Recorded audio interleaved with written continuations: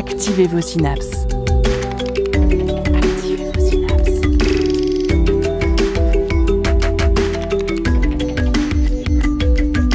Poussez la porte du Labo des Savoirs et entrez dans un monde de science et d'expérience. C'est le Labo des Savoirs.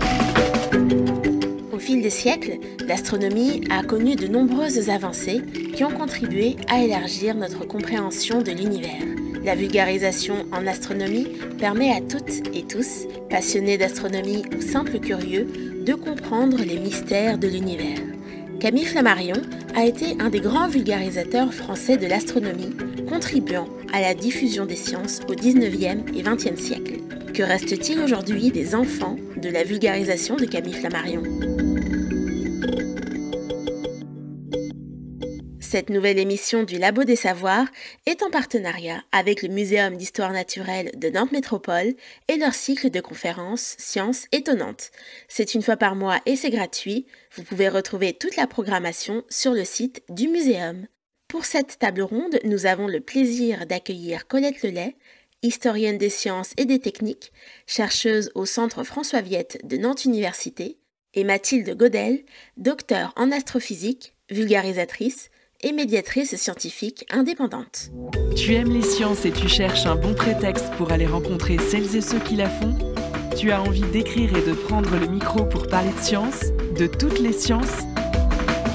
Nous sommes à ta recherche. Le Labo des Savoirs recrute des étudiants et des étudiantes pour renforcer son équipe. Pousse les portes du labo et rejoins-nous. Donc, comme dit en introduction, c'est vrai que la Société nantaise d'astronomie a été fondée en 1884 par Camille Flammarion et Nantes a été une des premières villes en France à se doter d'un observatoire dès le XVIIe siècle, il me semble, de par son histoire, de par l'existence de son port. Et on avait besoin notamment de former les marins à l'astronomie et à la navigation. Donc Nantes a été vraiment une ville chargée d'histoire en astronomie et Camille Flammarion lui-même a proposé donc la création de la Société d'astronomie nantaise qui a précédé la création de la Société française d'astronomie. Nantes a toujours eu du coup cette histoire autour des sciences et de l'astronomie en particulier. Donc Camille Flammarion avait un rapport particulier avec les sciences dès son plus jeune âge. Il s'est tout de suite intéressé aux sciences et il a intégré l'Observatoire de Paris très rapidement, il me semble, Colette. Alors, il a intégré l'Observatoire de Paris en 1860 à titre de calculateur, grâce à une lettre de recommandation, parce qu'en réalité, il n'avait pas véritablement fait d'études scientifiques. Il est né à Montigny-le-Roi, très proche de Langres, et il a fait des études secondaires au petit séminaire de Langres, donc avec très très peu de sciences. Et en particulier, les mathématiques n'ont jamais été sa tasse de thé. Il a toujours eu un petit mouvement de recul et pendant toute sa carrière, il a eu ce mouvement de recul vis-à-vis des mathématiques. Mais en revanche, il était très très intéressé par l'observation de la nature, l'observation des astres et c'est ce qui l'a conduit à l'astronomie. Et donc effectivement, il est entré au bureau des calculs de l'Observatoire de Paris en 1860, ce qui l'a beaucoup déçu. Parce qu'il espérait monter aux coupoles et observer, et ça n'a pas été le cas. Il se contentait d'aligner des chiffres sur des feuilles de papier. Il ne s'acquittait pas très bien de sa mission, tant et si bien qu'il a été licencié de ce poste de calculateur. Alors, Camille Flammarion a écrit ses mémoires, les mémoires d'un astronome qui ont été réédités en 1911, et il a un petit peu tendance à broder sur sa vie. Donc il dit qu'il a été licencié de l'Observatoire en 1862 à la suite de la publication de son premier ouvrage, La pluralité des mondes habités. C'est pas vrai, parce qu'on a une lettre dans les archives de l'Observatoire qui montre que son chef de service lui reprochait de ne pas s'acquitter de sa tâche et Camille Flammarion reconnaissait qu'il n'était pas très diligent et promettait de mieux faire. Mais il a quand même été licencié. Oui, par Urbain Le Verrier, alors, qui était le ça directeur. Aussi, c'est une légende. Parce que, on débunk aujourd'hui. Bon, Urbain Le Verrier était un directeur de l'Observatoire tyrannique et contre lequel Flammarion s'est opposé très, très, souvent, mais Urbain Le Verrier ne s'occupait pas des petits calculateurs. C'est son chef de service qui l'a licencié. Et ça n'est pas du tout Urbain Le Verrier à cause de la publication de son premier ouvrage. Parce que c'est vrai qu'on a retrouvé souvent dans beaucoup de biographies de Camille Flammarion et même d'études qui ont été faites sur sa vie, oui, qu'il était en conflit permanent avec Urbain Le Verrier et qu'il était en opposition avec la façon dont il menait presque l'Observatoire de Paris. Tout à fait. Urbain Le Verrier avait réussi à mettre pratiquement tous les astronomes contre lui parce qu'il était tyrannique et que beaucoup d'astronomes avaient vécu la période précédente qui était la période de François Arago, qui est le héros de Camille Flammarion. Et donc le choc karmique entre François Arago et Urbain Le Verrier était sévère pour beaucoup. Sachant que vous nous disiez que Camille Flammarion ne faisait pas ses devoirs de calculateur, en gros, et qu'il avait écrit son ouvrage, notamment La pluralité des mondes habités, en parallèle de son travail. Donc c'était vraiment un travail supplémentaire. Pendant son travail. Pendant son vrai travail. Oui. Donc c'était un mauvais chercheur, on peut dire ? Un mauvais chercheur, je ne sais pas. Un mauvais calculateur, c'est certain. Du coup, la pluralité des mondes habités, qui était un de ses premiers ouvrages, son premier ouvrage vraiment scientifique, parlait de la présence de la vie sur d'autres planètes du système solaire. Et Camille Flammarion a eu tout au long de sa vie un certain attrait pour tout ce qui touchait le spiritualisme, tout ce qui touchait un petit peu l'ésotérisme. Et est-ce que d'abord c'est vrai? Mais a priori, oui. Bon, ça, c'est vrai. Oui. Et cet ouvrage, notamment, partait parfois plus dans de la littérature, dans quelque chose d'imaginaire. Est-ce que c'est pas ce qui lui avait été reproché par Le Verrier? Non, honnêtement, je pense qu'à l'époque où il a été embauché à l'Observatoire de Paris, Le Verrier ne le connaissait pas. Donc, mais à l'époque où Flammarion écrit La pluralité des mondes habités, c'est une thèse qui est partagée par beaucoup de personnes. Donc beaucoup de personnes croient que la plupart des planètes sont habitées, puisque la Terre est une planète comme les autres depuis Copernic. La plupart des planètes doivent être habitées comme la Terre est habitée. Donc c'est assez généralement partagé. Oui, la notion du spiritualisme telle qu'on l'entend aujourd'hui n'était pas la même à l'époque où il y avait plusieurs scientifiques qui imaginaient presque au pouvoir des esprits, mais d'une façon plus scientifique que ésotérique. Le spiritisme, c'est autre chose que la pluralité des mondes habités. La pluralité des mondes habités est très partagée, le spiritisme est moins partagé. Mais il peut être partagé par des savants. En particulier, la figure qu'on cite souvent, c'est Pierre Curie, qui était spirite.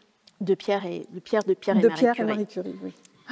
Est-ce qu'on pouvait dire que Camille Flammarion était tout autant littéraire que scientifique ? Certainement, et il accorde beaucoup d'importance au style de son écriture. Il a un style qu'on a parfois qualifié de rhapsodique parce que il a des envolées lyriques et il y tient beaucoup, effectivement. Même presque, il tiendrait de la poésie ? Absolument. Et parallèlement à son œuvre scientifique, il écrit des romans. Donc les deux dimensions sont importantes pour lui.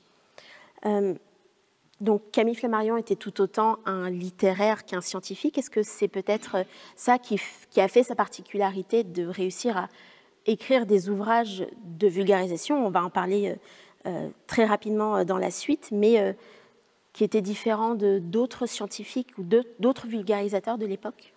Alors, il s'inscrit quand même dans un courant assez vaste. Il y a beaucoup de vulgarisateurs de l'astronomie à la même époque que Flammarion, par exemple Amédée Guillemin. Mais c'est vrai que l'écriture de Flammarion est plus enflammée, plus poétique que l'écriture d'Amédée Guillemin, qui est plus sobre, dirons-nous. Et c'est peut-être ce qui a fait son succès. Mais il y a beaucoup de choses qui ont fait son succès. Il y a aussi le fait... Il ne faut jamais oublier qu'il y a deux Flammarion. Il y a Camille Flammarion et il y a son frère Ernest Flammarion. Et Ernest va devenir éditeur. Et donc le fait d'avoir votre frère éditeur, ça vous facilite aussi beaucoup la tâche dans la diffusion de votre œuvre. Notamment la revue de vulgarisation astronomique, l'Astronomie, ou d'autres ouvrages qui seront édités par son frère Ernest Flammarion dans... Alors j'ai perdu le nom exact, c'était astronomie populaire. Le premier ouvrage qu'Ernest Flammarion a édité de son frère, c'est l'Astronomie populaire en 1880. Et à partir de... Bon, cet ouvrage va avoir un très très grand succès parce que c'est un très bel ouvrage illustré qu'on nous offre en étrenne. Donc il va avoir un gros succès qui va rapporter de l'argent à Ernest Flammarion. Et à partir de là, tous les ouvrages de Camille Flammarion vont être publiés par son frère, que ce soit la vulgarisation ou les romans. Et il continue néanmoins de fréquenter des cercles de scientifiques, d'être entouré de scientifiques. Absolument. Et donc, en 1882, ce qui va se passer, c'est qu'il va hériter d'un observatoire, l'observatoire de Juvisy. Et donc, dans cet observatoire de Juvisy, il va s'entourer de jeunes prometteurs, de jeunes astronomes prometteurs, et il va effectivement... attirer à lui beaucoup d'astronomes, et il va essayer aussi toujours de garder des contacts avec des astronomes professionnels, et en particulier ceux qui s'opposent à Urbain Le Verrier. Et en 1982 également, donc, il publie cette revue mensuelle de vulgarisation astronomique, l'astronomie, qui va continuer de le faire connaître dans cette volonté de rendre les sciences, et en plus particulier l'astronomie populaire. Tout à fait. Mais déjà dans l'astronomie populaire, il incitait tous ses lecteurs à constituer des sociétés d'astronomie partout en France. Il avait même pris contact avec des fabricants d'instruments pour s'assurer que des amateurs puissent acquérir des lunettes et des télescopes pour ces sociétés. Et donc à partir de 1880, les sociétés qu'on qualifie souvent de sociétés Flammarion vont se développer, et en particulier la société nantaise en 1884. Ça a été vraiment le précurseur de ce mouvement populaire de réappropriation de création sciences, de création de sociétés. Parce qu'il y avait d'autres courants populaires, mais d'observation de plein air, par exemple. Mais création de sociétés, c'est vraiment Flammarion. Est-ce que cette création de sociétés s'est faite avec les amateurs, mais aussi avec les scientifiques ? Selon le cas, oui. Souvent, ce sont des sociétés locales, donc comme à Nantes. Donc, à Nantes, si on a un astronome, il va faire partie de la société très naturellement. La société d'astronomie, la SAF, la Société d'astronomie de France, qu'il va créer en 1888, il aura toujours à cœur d'avoir des présidents qui sont des scientifiques pour obtenir une espèce de caution scientifique de son travail. Donc, il continue de vouloir créer finalement ce lien entre la pratique amateur et les scientifiques. Oui, c'est un homme complexe qui a besoin de reconnaissance. Et donc, par le canal des relations qu'il va se créer, il va pouvoir présenter des travaux à l'Académie des sciences à Paris, et il aura toujours à cœur d'essayer d'être aussi un scientifique. Et vous aviez parlé juste avant de François Arago, fondateur de l'Observatoire de Paris, ancien directeur. À l'époque de François Arago, on appelle ça directeur des observations. On ne l'appelle pas directeur de l'Observatoire. Le premier vrai directeur de l'Observatoire, c'est Urbain Le Verrier. L'Observatoire a été créé en 1669 et dirigé par la famille Cassini pendant des lustres. Et François Arago va y arriver au début du XIXe siècle. Et François Arago a eu une influence très forte sur Camille Flammarion.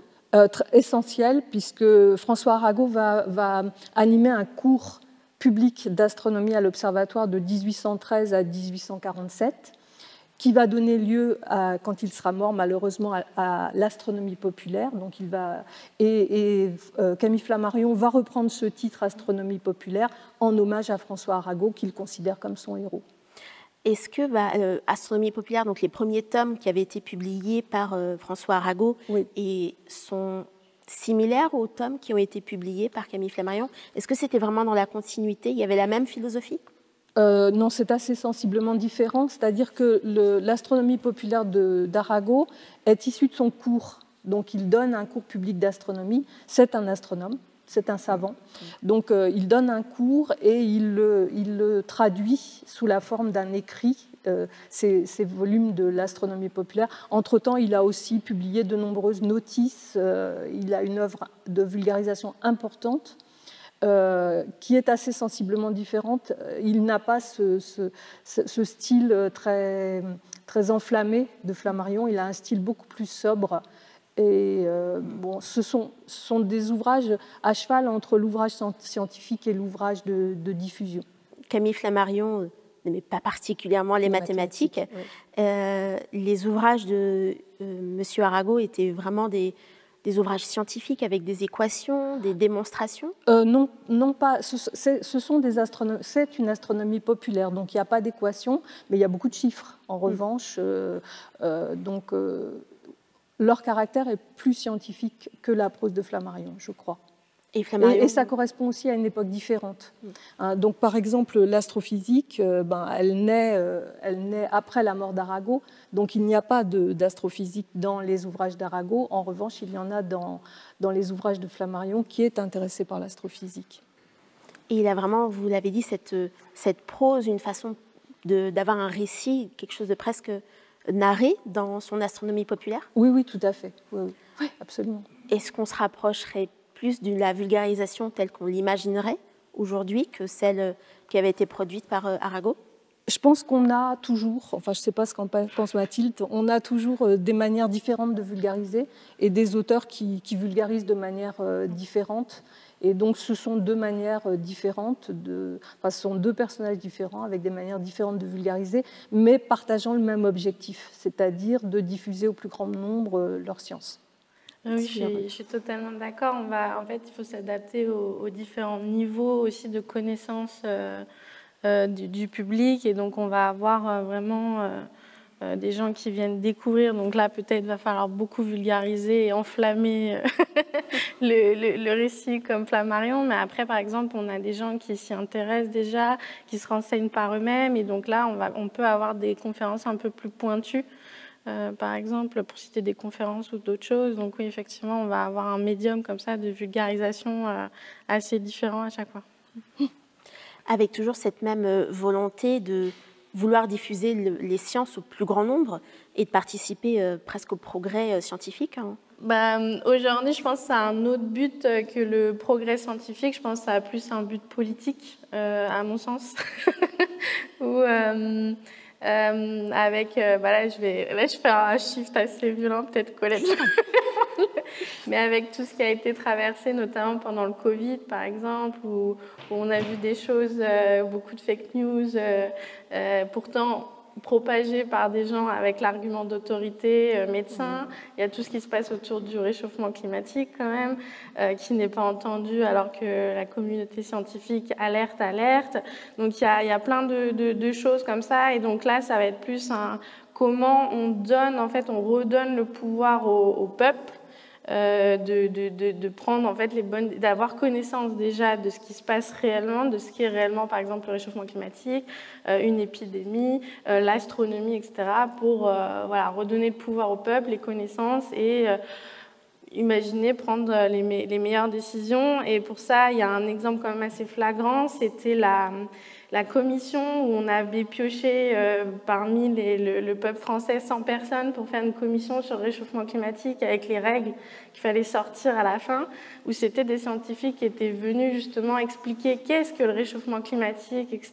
pendant quand même, je crois bien une bonne semaine.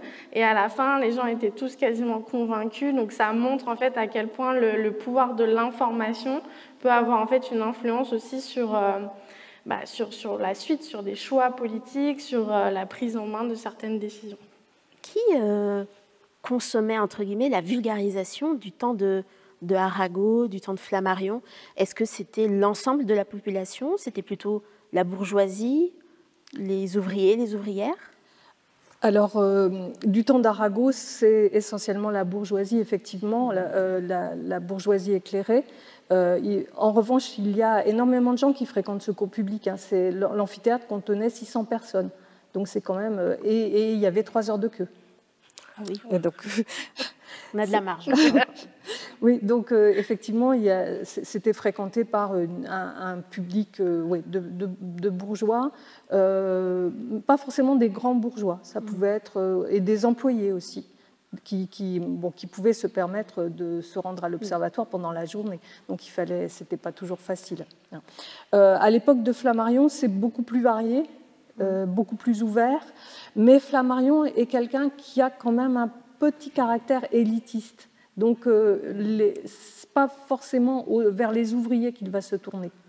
Il se tourne vers un public beaucoup plus large qu'Arago, mais pas vraiment vers le public ouvrier. En revanche, il y a des vulgarisateurs à la même époque que Flammarion qui vont s'intéresser au public ouvrier et qui vont ouvrir des cours publics dans les mairies en particulier ou des bibliothèques populaires. Donc il y a aussi ce courant-là à la même époque que Flammarion.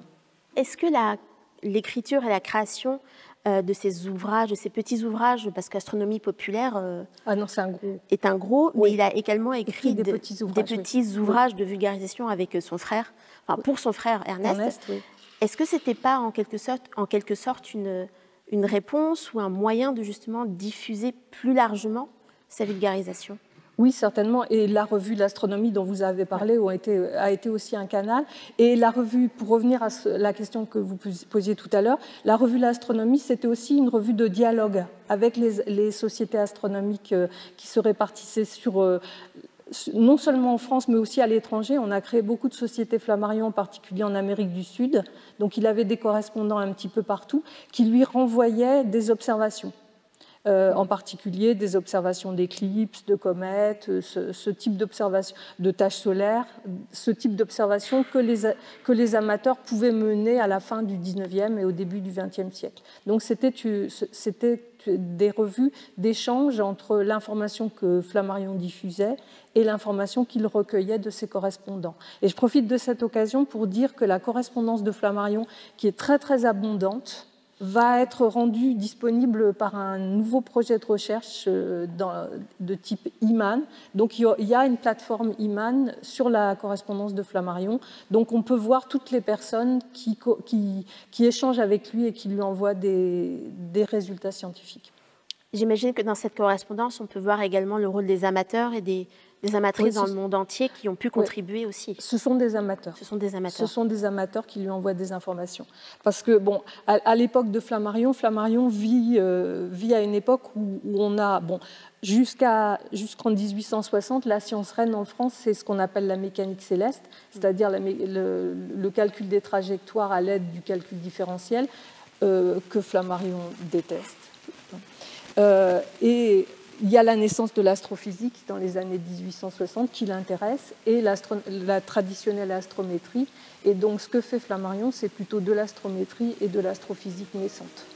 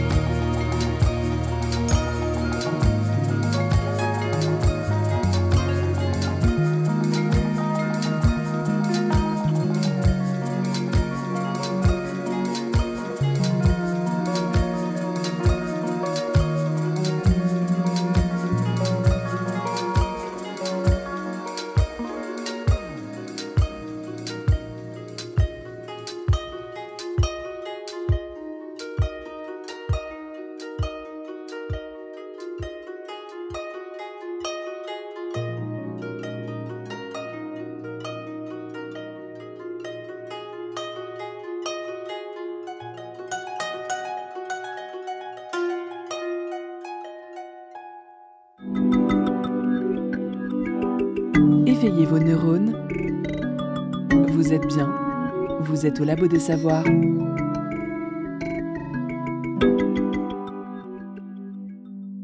On parlait de la bibliothèque des merveilles, Oui. d'avoir ce rôle de la vulgarisation vers l'ensemble de la société, de la rendre accessible. Donc avec des conférences, on a vu que c'était plutôt la bourgeoisie, que c'était plus difficile de se rendre à l'observatoire pour assister à ces cours. Donc c'est-à-dire que depuis le départ, depuis les années 1800-1900, les ouvrages de vulgarisation ont un rôle dans la dissémination des sciences auprès de la société. Oui, incontestablement. Il y a même au XVIIIe siècle, on cherche à diffuser la science auprès de... On considère souvent que c'est Fontenelle le premier, donc 1686, les entretiens sur la pluralité des mondes. Et donc à partir de ce moment-là, on cherche à diffuser la science auprès d'un public qui va s'élargir au fil du temps. Donc, à l'époque de Fontenelle, c'est un public de grands bourgeois et d'aristocrates. Chez Arago, c'est un public plutôt de petits bourgeois. Et puis après, ça va vraiment se démocratiser à la fin du XIXe siècle et ça va toucher toutes les strates de la population. Donc, plus on avance, plus on se rend compte qu'en fait, ça intéresse tout le monde. Oui, et la période phare, ce qu'on appelle l'âge d'or de la vulgarisation, c'est entre 1860 et la guerre de 14.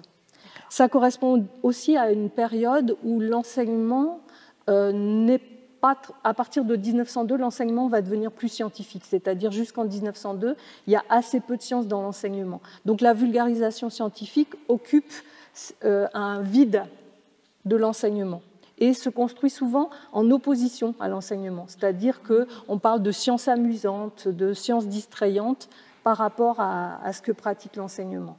Et à partir du moment où l'enseignement va vraiment prendre en charge l'enseignement des sciences, la vulgarisation va petit à petit dégringoler. Et cette vision de science amusante, c'est celle des scientifiques de l'époque ? Non, parce qu'on peut considérer... ce que je dis est un peu schématique, vous me pardonnerez.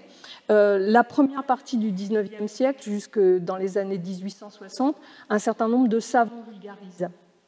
C'est un courant qui est né un petit peu avec la Révolution française, qui a dans la suite de Condorcet. Donc beaucoup de savants comme Arago vont vulgariser. À partir de 1860, ce sont des vulgarisateurs professionnels, des journalistes, des écrivains qui vont prendre en charge la vulgarisation et il va y avoir de moins en moins de savants qui vont vulgariser eux-mêmes. Il y a vraiment un changement dans ce qu'on appelle l'âge d'or de la vulgarisation, qui est pris en charge par des professionnels. Et est-ce que ces professionnels restent des scientifiques ou ce sont des personnes issues d'autres mouvements, des littéraires ? Les deux. Les deux, mon capitaine. Les deux. Et il y a un certain nombre d'enseignants, par exemple, qui vont prendre en charge la diffusion des sciences. Il y en a un certain nombre. Il y a aussi des scientifiques et il y a des journalistes qui ne sont que journalistes. Donc déjà, à l'époque, la vulgarisation a été prise en charge, a été menée de front par plusieurs professions. Ce n'a pas été des phénomènes isolés. Tout à fait. Ou réservés aux scientifiques. Il y a eu dans cette période-là, il me semble aussi que Jules Verne, on est obligé de parler de Jules Verne, on est à Nantes tout de même, comment échapper à Jules Verne ici, a eu un rôle aussi dans la popularisation et dans la vulgarisation dans ses ouvrages qui étaient fortement imprégnés des découvertes scientifiques de l'époque. Jules Verne était un grand lecteur de la vulgarisation scientifique. Bon, il avait un contrat avec Hetzel qui le contraignait à diffuser les sciences de son époque, mais c'était un grand lecteur de vulgarisation scientifique et il se tenait au courant des développements. Et il y a quelque chose d'intéressant entre Jules Verne et Flammarion, puisque Flammarion reprochait à Jules Verne son peu de sérieux scientifique. Donc Jules Verne a toujours eu à cœur de se trouver des conseillers scientifiques, parce que pas plus que Flammarion, il n'avait fait d'études scientifiques, donc il a eu à cœur tout le temps d'avoir des conseillers scientifiques pour ses ouvrages les plus scientifiques. Et Flammarion en particulier lui a reproché de ne pas avoir mis d'habitants sur la Lune. Dans son cycle lunaire, dans De la Terre à la Lune et autour de la Lune, il aurait souhaité avoir des sélénites et il n'y en a pas dans les romans de Jules Verne qui étaient beaucoup plus prudents que ne l'était Flammarion. Est-ce que Jules Verne avait presque une approche très scientifique de ses ouvrages en les faisant relire ou en s'imprégnant de sources par les scientifiques? Alors, dire qu'il a une approche scientifique, c'est peut-être un peu exagéré, mais en tous les cas, il s'assure d'avoir des relecteurs ou des conseillers qui vont l'aider quand il en a besoin. Donc cette approche par le merveilleux de l'astronomie, d'avoir tout cet imaginaire qu'on connaît bien qui est lié, et de l'utilisation du récit et du roman a servi la vulgarisation et a servi à émerveiller. Certainement, on a des témoignages de lecteurs, oui. Qui ont peut-être se sont lancés dans les sciences grâce à Jules Verne. Tout à fait. Donc il y avait un rôle prépondérant vraiment dans la vulgarisation. Peut-être pas, mais il a eu un rôle incontestable. Est-ce qu'on peut dire qu'il y a aussi ce rôle-là de l'imaginaire ou peut-être plus largement des films, des séries aujourd'hui, de la pop culture en général, qui font qu'il y a plein de gens qui sont en contact, alors ici avec l'astronomie et l'astrophysique, et qui veulent se lancer peut-être après dans des carrières? Alors ça, des films, oui, films, séries, non mais même romans, c'est quand même la science-fiction, le voyage dans l'espace, c'est quand même un thème qu'on retrouve très rapidement dans toutes les œuvres artistiques. Dans les best-sellers, par exemple, Star Trek, Star Wars, voilà, donc très vite, je pense que c'est parce que l'être humain a peut-être une âme d'explorateur et n'aime pas forcément les limites, donc je pense que très vite l'imaginaire va vers d'autres planètes, d'autres étoiles, etc. Ne serait-ce que les images aussi maintenant d'astronomie qui sont extrêmement belles. On arrive à faire des très très belles images et par exemple la moitié des chercheurs et chercheuses en astrophysique maintenant sont des gens qui ont été biberonnés toute leur vie avec les images, à avoir des images, à tester au télescope, voir de leurs yeux, etc., etc. Donc il y a une bonne moitié en astrophysique où c'est que ça, donc l'émerveillement en fait des images, et l'autre moitié on va dire c'est des physiciennes pure souche. Plus matheux, etc. Mais voilà, donc cet émerveillement, effectivement, quand même, ça a beaucoup d'impact sur les vocations en fait, de carrière dans la recherche. Et aussi dans le rendre des comptes aussi au niveau des gens, en fait, du grand public. C'est-à-dire que quand on dit, voilà, on a passé 20, 30 ans à faire un télescope qui a coûté je ne sais combien de milliards, qu'on a envoyé, etc., il y a beaucoup de personnes qui vont dire mais à quoi ça sert tout ce que vous faites? Et en fait d'avoir les images et de pouvoir montrer voilà, vous voyez là c'est une galaxie qu'on n'avait jamais vue, premier trou noir qui a été formé, je parle JWST notamment, les toutes premières galaxies, et en fait de comprendre que du coup on connaît absolument rien sur la formation des trous noirs, la formation des galaxies grâce à ces images. Ça permet de justifier, de montrer l'intérêt, en fait la question ultime quand même de l'astrophysique, l'astronomie, c'est vraiment pourquoi on est là aujourd'hui, pourquoi il y a de la vie sur Terre, qu'est-ce qui s'est passé. Et donc en fait c'est vraiment un puzzle qu'on essaye de reconstituer, il y a le Big Bang, etc. Et chaque chercheur, chercheuse, chaque étude, chaque instrument de mesure permet d'apporter une micro-pièce à ce puzzle-là pour répondre enfin à cette fameuse question. Et aussi, est-ce qu'il y a de la vie ailleurs? Grosse question. Donc finalement, les questions qu'on pouvait se poser à l'époque, est-ce qu'il y a de la vie ailleurs sur Terre? Est-ce que nous avons des mondes habités pluriels? Les questions sont les mêmes, on n'a toujours pas les réponses. Non, on n'a toujours pas les réponses et on peut se poser la question, est-ce qu'un jour on aura les réponses? Et par contre, on a des images pour rêver. Voilà, et par exemple, c'est vrai que dans les films, on retrouve beaucoup cette notion de oui, un jour on pourra voyager, et les films et même les romans, je pense, essayent de proposer des solutions à des problématiques. Par exemple, comment voyager vers des étoiles qui sont à des milliers d'années. On n'a qu'à se cryogéniser, et après ça peut donner des idées en fait peut-être à la recherche aussi. Donc par exemple, est-ce que la cryogénisation c'est possible? Je vous spoil tout de suite, non. Mais voilà, donc ça donne des idées, ça peut donner des pistes de recherche, pourquoi pas. Donc c'est quand même ça, l'imagination de toute façon c'est la clé de la recherche, d'essayer de comprendre des choses. On n'a pas été témoin de ce qui s'est passé. Donc il faut forcément, si on est bloqué à une étape, on ne va pas rester bloqué, il va falloir imaginer autre chose pour essayer de prouver autre chose. Enfin, ça va être, c'est un travail de fourmi. Et les images contribuent vraiment à essayer de s'imaginer, de continuer à nourrir notre cerveau de ces belles images, ou les ouvrages. On peut penser même à Tintin. Je pense que tout le monde a déjà vu peut-être la fameuse fusée de Tintin, alors qu'on n'avait pas encore marché sur la Lune, que la fusée existait déjà. L'image a toujours été un vecteur important de discussion et de vulgarisation, même au temps de Flammarion. Alors, un certain nombre d'ouvrages étaient très illustrés. Bon, les ouvrages illustrés étaient un peu plus chers, mais on arrive à une période où on peut diffuser des illustrations et des photos à moindre coût. Et donc, il y a aussi une révolution du livre à l'époque de Flammarion qui contribue au succès de cette vulgarisation illustrée. L'astronomie et l'astrophysique ont toujours été des sciences qui sont assez récentes, mine de rien, et qui évoluent vite. Et qui plus est, en ce moment, on est avec l'émission spatiale, avec beaucoup de choses même les méthodes de calcul, les possibilités sont infinies.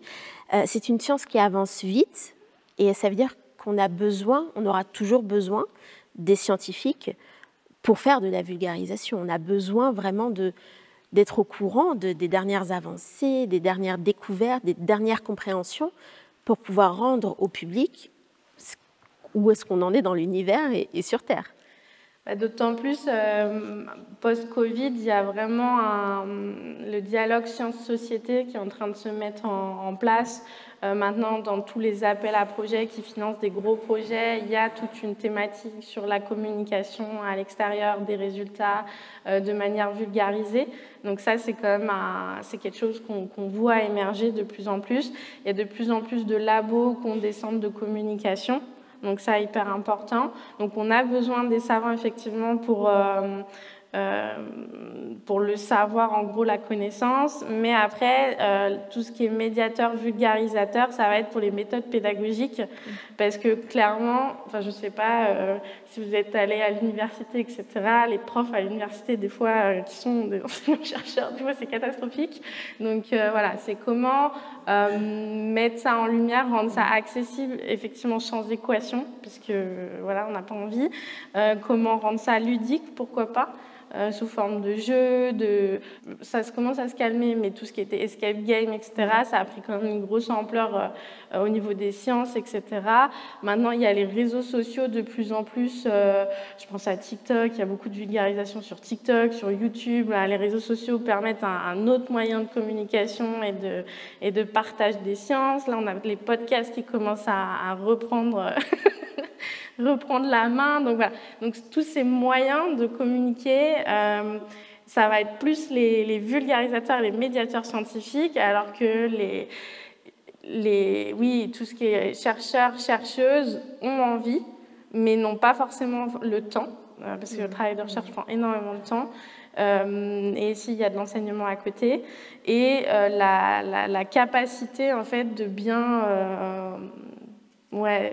transmettre, c'est ça avec des mots simples, parce que c'est souvent des gens très passionnés aussi, et donc ils peuvent vite s'enflammer et aller dans des termes et des détails très très techniques. C'est chouette quand on connaît, mais c'est vrai qu'ils peuvent perdre du coup les personnes après en face. Oui, les envolées lyriques ne sont pas du seul ressort de Flammarion. Oui. Les scientifiques de nos jours aussi sont tout à fait capables de partir dans des envolées également. Est-ce que ces scientifiques ont aujourd'hui, et peut-être aussi au XVIIIe et XIXe siècle, été accessibles directement au public, ou ça reste un petit peu cette petite partie de la population qui possède le savoir et à qui le grand public ou la majorité des personnes n'ont pas forcément accès? Question pour deux périodes historiques différentes. Mais je pense qu'actuellement, on essaye de casser cette barrière, mais c'est très compliqué. Parce qu'avant, ça appartenait quand même à une élite, mais j'aime pas ce terme d'élite, mais ça reste, en fait, les chercheurs et chercheuses restent quand même des créatures très étranges, un peu en marge de la société, assez inaccessibles, qui sont un peu dans leur monde, qui vivent pour leur science, qui ont un discours très vite inaccessible. Voilà, donc un peu des créatures étranges.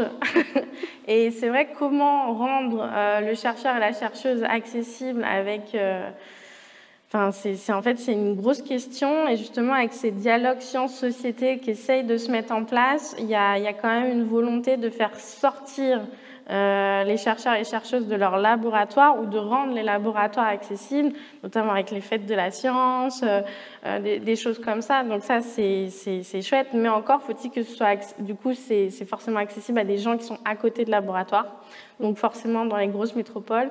Donc il y a quand même cette histoire de comment on rend accessible vraiment à tout le monde, peu importe la localisation, etc.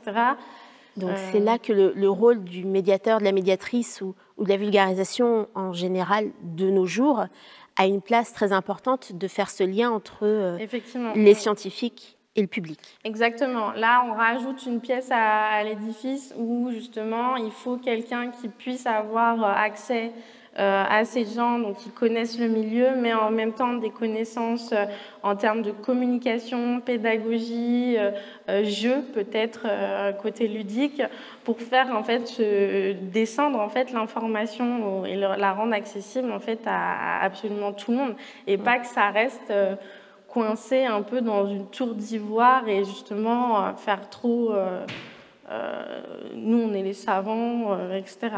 Parce que la conviction aussi, je pense, là je vais parler un peu au nom de tous les vulgarisateurs et médiateurs, mais la conviction des gens qui font de la médiation, de la vulgarisation, c'est que la science est accessible à tous, en fait. C'est juste que peut-être c'est très très mal expliqué à l'école.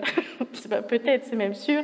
C'est que moi j'ai une anecdote, c'est quand je disais à tous mes anciens camarades de lycée que je continuais de la physique à l'université, ils me regardaient tous et ils étaient tous traumatisés. Ils me racontaient tous la même histoire. Mais comment tu peux faire de la physique alors que le plan incliné, machin, là, ou le truc avec les forces, on comprenait rien, c'était horrible. Et du coup, ça a traumatisé des gens, et donc ils pensent que la physique et les maths, c'est pas du tout pour eux. Parce qu'en France, on est quand même très cartésien, très équation, très... voilà, donc ça bloque beaucoup de gens. Et donc, le rôle en fait de la médiation scientifique, de la vulgarisation scientifique, ça va vraiment être de dire aux gens, bah voilà, en fait, on vous explique les notions, et je suis sûre que tout le monde en fait dans cette salle, par exemple, peut tilter en 30 secondes en fait ce qui se passe. Et bizarrement, les questions des gens émergent très naturellement sur plein de phénomènes, et ça vient très naturellement. Donc en fait, c'est peut-être le moyen dont on explique les choses à l'école qui ne va pas, enfin, qui ne convient pas à tout le monde. Est-ce que finalement tout le monde pourrait devenir vulgarisateur ou vulgarisatrice de sa propre expertise et contribuer d'une certaine façon à l'émancipation, à la connaissance, à la diffusion des sciences dans la société? J'ai envie de dire oui et non. Je pense que c'est possible pour tout le monde. Donc je pense que s'il y a des chercheurs, il y en a plein. Hein. Je connais par exemple Roland Lehoucq en astronomie, et lui, il est pas, en fait, il fait que ça maintenant. Il est payé pour faire ça parce qu'il a une âme, voilà, humour. Il a une âme. Il prend la science-fiction pour essayer justement de faire un lien avec la réalité. Est-ce que c'est possible ou non d'avoir des planètes comme ça, comme de ce qu'on voit dans Interstellar, par exemple. Mais donc, il faut avoir quand même des capacités pédagogiques que tout le monde n'a pas. Après, je pense que on pourrait former, par exemple, des gens avec des connaissances pour. Ça, je pense que c'est tout à fait possible. Encore faut-il que tout le monde le veuille. Mais donc, c'est pour ça le oui, pour moi, oui. Mais le non, parce que je pense que c'est pas forcément une envie de tout le monde et des capacités aussi de tout le monde. Alors, on s'était gardé cette question, mais aujourd'hui, à quoi ça ressemble finalement la vulgarisation en astronomie et en astrophysique par rapport à l'époque de Flammarion, où ça passait par des ouvrages, ça passait par des conférences, ça passait par des cours publics. Et je pense qu'il n'y avait pas encore les podcasts ni TikTok à l'époque. Mais à quoi ressemblent aujourd'hui les grands canaux de diffusion de l'information scientifique en astronomie? On garde les mêmes canaux parce que c'est vrai que les livres, on continue d'écrire des livres de vulgarisation. Les conférences, on a des conférences grand public ou de vulgarisation. Donc ça reste, c'est vraiment des canaux un peu immuables, traditionnels, on aime bien. Mais après, c'est vrai que Et ça, c'est chouette. Il y a des gens qui s'approprient des nouveaux moyens de communication, donc avec des articles vulgarisés, par exemple. Donc, il y a de plus en plus de sites Internet qui répertorient plein d'articles vulgarisés scientifiques. Je pense à Papier Mâché, je ne sais pas si vous connaissez, par exemple. Oui, les podcasts, où on interviewe des chercheurs, chercheuses. Et donc là, ça va être avec la parole, ça va être raconter une histoire. Ensuite, YouTube, ça a beaucoup fonctionné. Il y a plein de médiateurs et médiatrices scientifiques qui ont émergé sur YouTube. Et donc, forcément, ça leur donne une porte d'accès après vers les réseaux sociaux.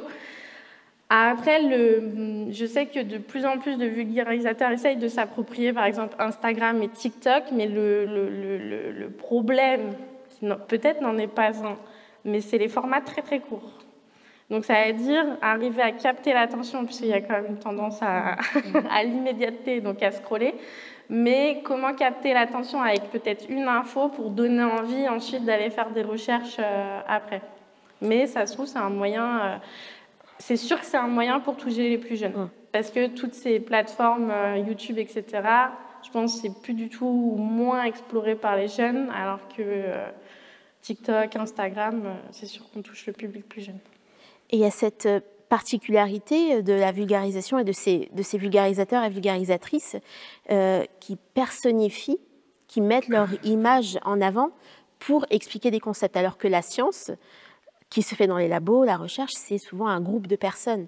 Cette image de groupe uni qui publie, qui travaille pendant des années, tandis que on associe une personne, Flammarion lui-même, qui va nous raconter des choses, qui va dérouler un récit.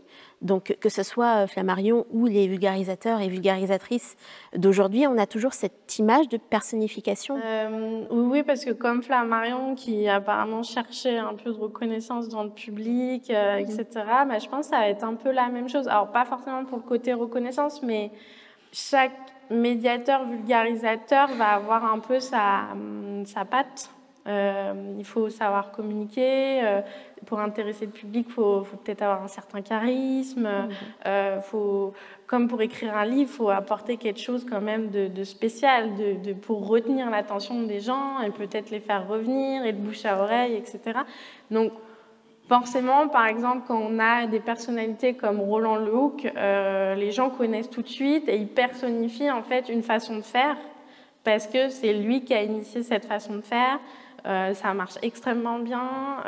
Pourtant, c'est assez soutenu au niveau de l'astronomie qu'il y a derrière, etc. Et de plus en plus de gens le connaissent. Donc, c'est une image. Comme il travaille au CEA, c'est vraiment le vulgarisateur du CEA de Paris-Saclay. Voilà.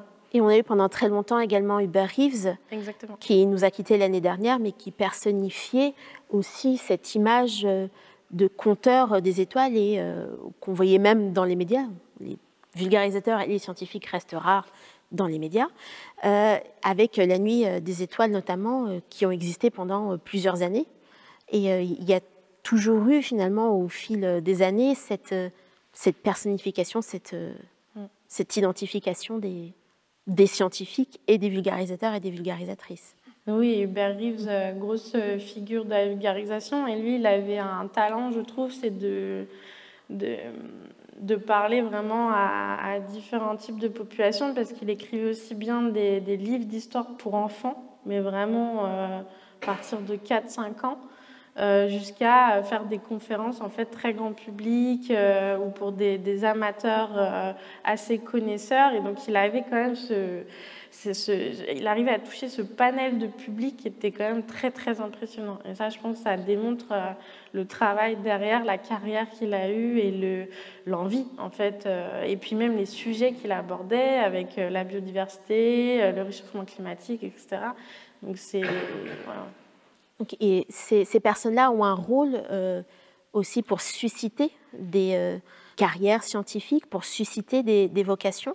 Là, je pense Hubert Reeves, j'avais un collègue qui me disait que c'était Hubert Reeves en écoutant en conférence, qu'il l'avait incité, parce qu'il avait aussi cette manière de, même en conférence, pour des amateurs déjà assez spécialisés, de quand même raconter toute une histoire, un roman en fait, avec un vrai fil rouge dans la conférence, et pour forcer les gens un peu à se poser des questions métaphysiques.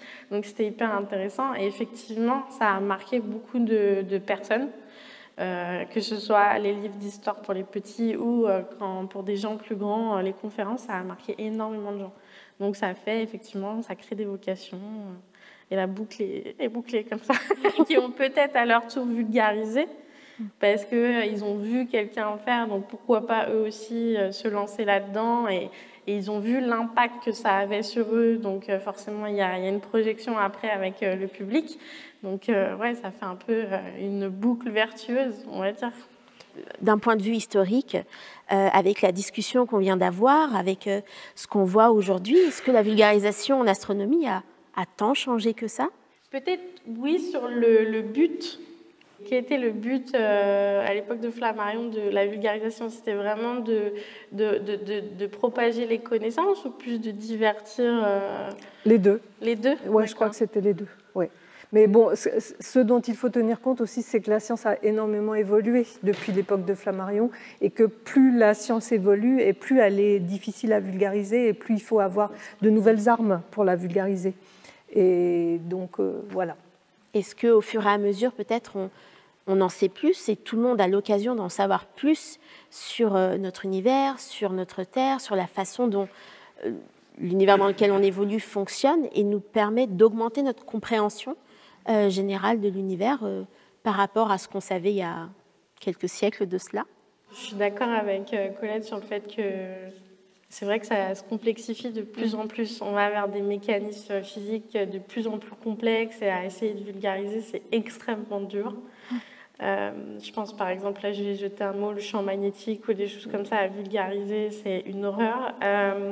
Donc c'est vrai que peut-être à l'époque avec juste la mécaniste céleste, c'est peut-être parlant en images, là champ magnétique très très très très compliqué. Mais pourtant j'ai l'impression que même si... En fait c'est comme on répond à une question, mais en fait ça en ouvre 14 000 autres, donc...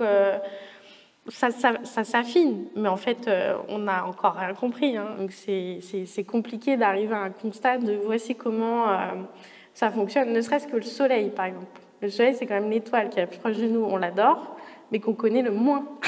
On n'arrivait pas du tout à savoir comment ça fonctionne. Le système solaire, les planètes auraient bougé, on ne sait pas pourquoi. Enfin, il y a plein de choses qu'on ne comprend pas, qu'on ne connaît pas. Et en fait, certes, on commence à avoir des choses, on commence à dire « Ok, donc ça va comme ça fonctionne comme ça », mais en fait, ça ouvre tellement d'autres questions, et puis on affine de plus en plus, on voit des phénomènes qu'on n'avait pas vus parce qu'on n'avait pas la capacité de les voir, les instruments pour les voir, ou les simulations pour les voir, et en fait, ça complexifie encore plus les choses. Donc j'ai envie de dire oui, non, on comprend de mieux en mieux, mais en fait, on comprend de moins en moins aussi. C'est une belle conclusion.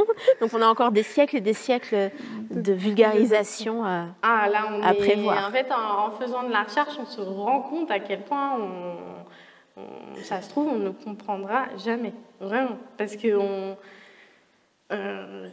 voilà, c'est vraiment le Big Bang, qu'est-ce que c'est? Il n'y a personne qui peut répondre à cette question-là. La matière noire, il y a des gens qui se demandent est-ce que ça existe vraiment encore. Pourtant, c'est un débat qui a été lancé il y a longtemps.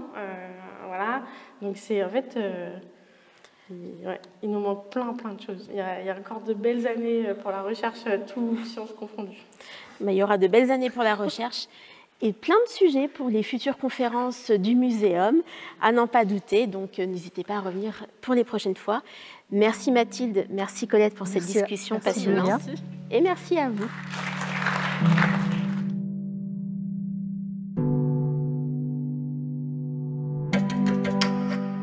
Merci à Colette Lelay et Mathilde Godel d'avoir brillamment joué le jeu de la table ronde, et au Muséum d'Histoire Naturelle de Nantes Métropole pour leur accueil. Cette émission a été préparée et animée par Dounia Saez et réalisée par Sophie Potvin.